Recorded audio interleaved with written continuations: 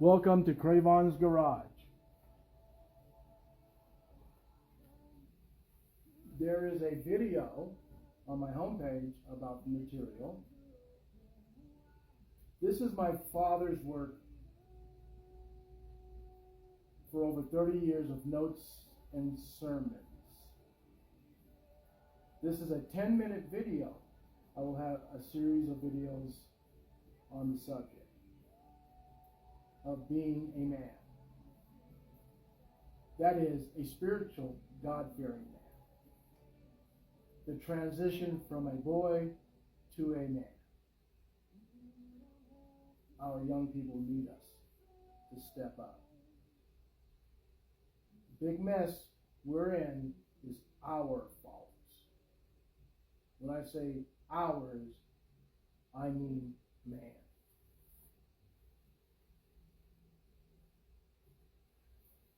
So the subject starts off with on being a man. Watch ye stand fast in the faith. Quiet you like men. Be strong. That's in 1 Corinthians 16:13.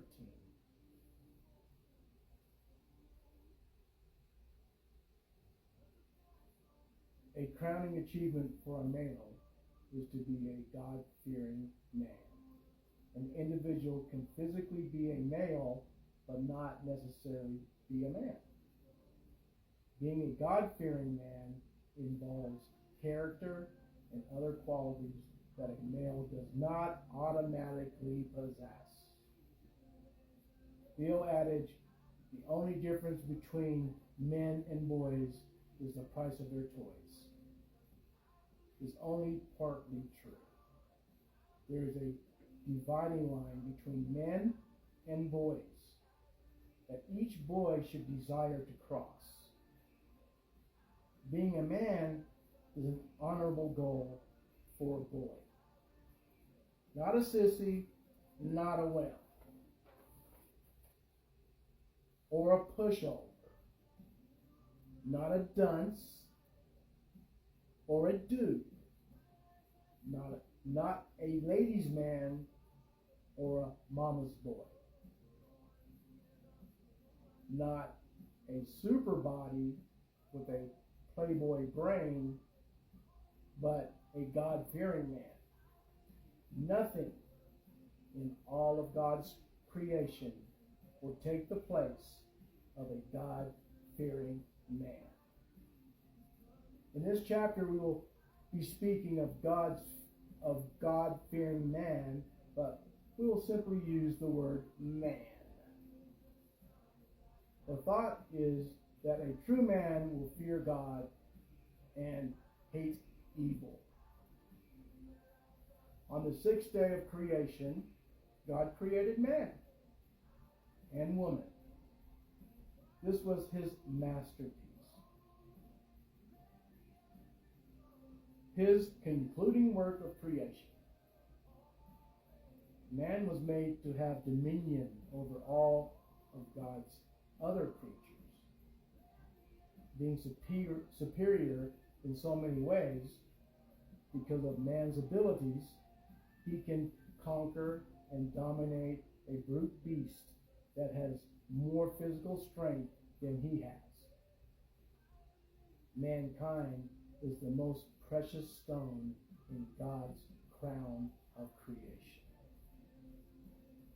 David made an interesting observation, which at first glance appears to border on bragging. Instead, though, it is simple, an honest statement of fact that needs to be brought to the awareness of all men. I will praise thee, for I am fearfully and wonderfully made. Marvelous are thy works, and that my soul knoweth right well. Psalms 139:14. Man is fearfully and wonderfully made. It is amazing how the human body functions moves, repairs itself, thinks, reasons, and believes. God's works are awesome and marvelous, and we can be deeply aware of this. It is not the height of vanity to think that we are special in God's eyes. This is the position for which God has designed us for. Before the fall, man had a unique fellowship with God. The created and the Creator communed each evening. This closeness came to an end when sin entered and separated man from God. Thanks to God's provision, through the new birth experience, man can again enjoy that close fellowship with his Creator. This remarkable fellowship is yet another statement of man's uniqueness. For a man to reach his maximum potential, though, he should always remember his frailties.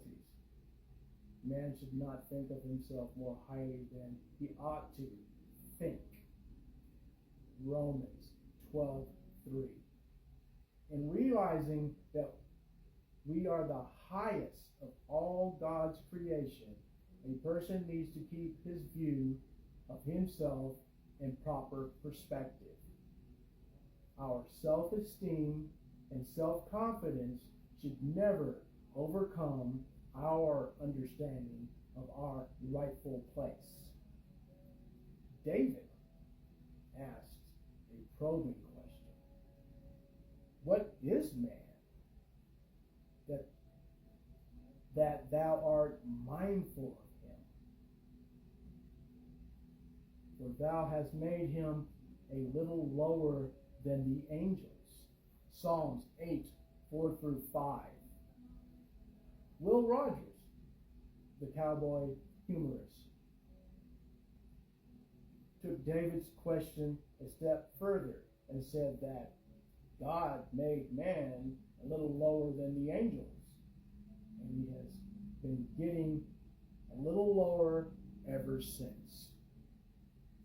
Although mankind is special and set apart from all the rest of God's creation, it is still astounding that God would be mindful and considerate of us.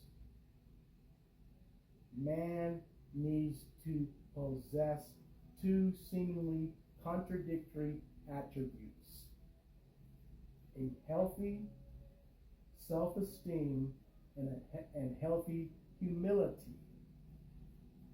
As impossible as this may seem, God desires that we strive to obtain this remarkable mixture. In order to build strong families, strong churches, strong cities, and nations, God needs men. They are the foundational building blocks of stability and leadership for which God reaches. Joshua Gilbert Holland in Wanted wrote an appeal for men. God, give us men. A time like this demands strong minds, great hearts, true faith, and ready hands. Men whom the lust of office does not kill. Men whom the spoils of office cannot buy. Men who possess opinions and a will. Men who love honor. Men who cannot lie.